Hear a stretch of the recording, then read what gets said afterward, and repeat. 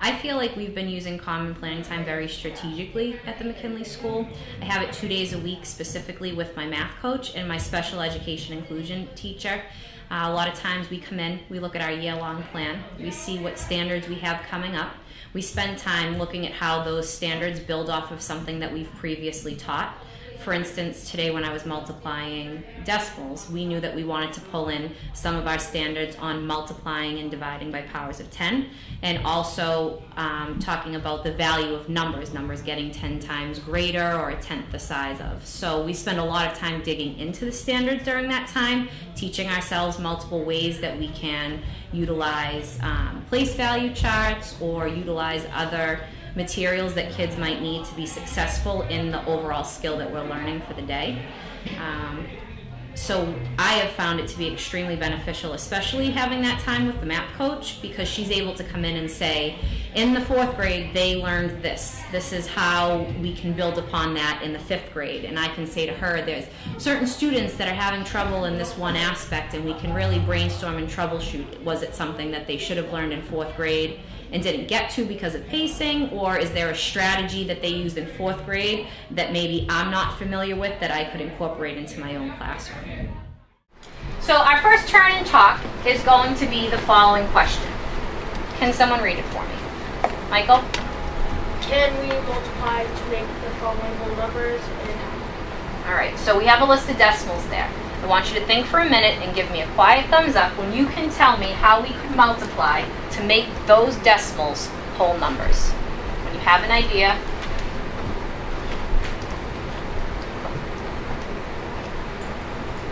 You're going to turn and talk to the people at your table, answer the questions, and then figure out what the whole numbers would be. I'm going to give you 3 minutes. Yep. So, for instance, for the first number, 37 and 5/10, how could you make It's 10 to the power of 1 because you're only moving the digit by 1 time to the left. Okay. And so what about for the second one? The second one, 10 to the power of 2. Square. Yeah, square. 10 squared, 100, 2 powers of 10, all the same things, right? All right. What about the third one? The same. Okay.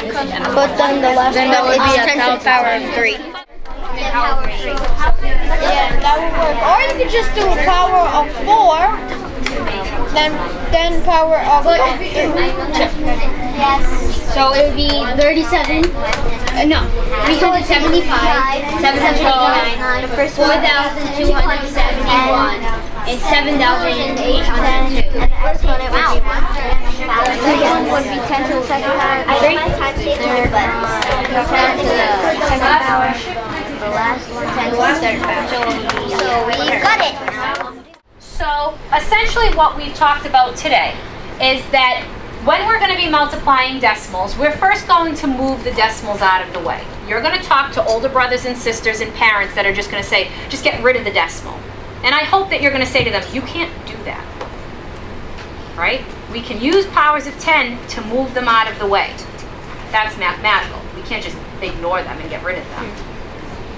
And then we can put them back by doing the opposite, by dividing. Okay? Once we move the decimal out of the way, we end up with whole numbers. And we work really well with whole numbers, don't we? Yes. Okay? So we're going to practice today. We're going to move the decimals out of the way. We're going to do our operations with whole numbers, and then we're going to use our powers of 10 and division to put the decimal in our answer.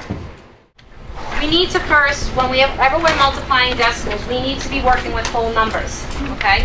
And we're going to start by moving the decimal out of the way, which means we're going to be multiplying by some power of 10. Who can tell me how many powers of 10 I need to multiply 1 4/10 by to make it a whole number? 10 to the first power, we can just call it 10 or 10 to the first power. And what whole number will we get? Jarlise? 14. 14. I'm putting my decimal point right there because I want to remember I have to put it back. Because 1 4/10 times 5 is not the same as 14 times 5. Now we're going to multiply. Go ahead and do that. What do you get?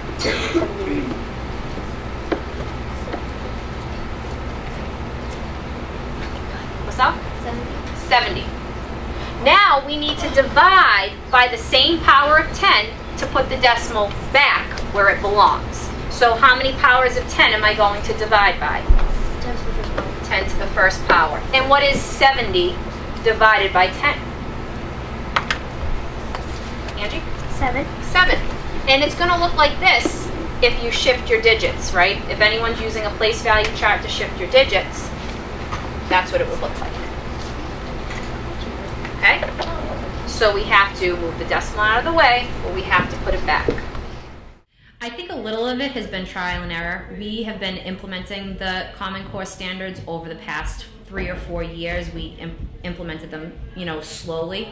So it was really just getting to know those standards. The more that we worked with them and started incorporating the newer standards, we were able to kind of see how they built into each other. I can remember one of the first standards that I needed to do for a reteach in my class was NBT 1, which is the patterns in numbers, 10 times greater, 100 times greater.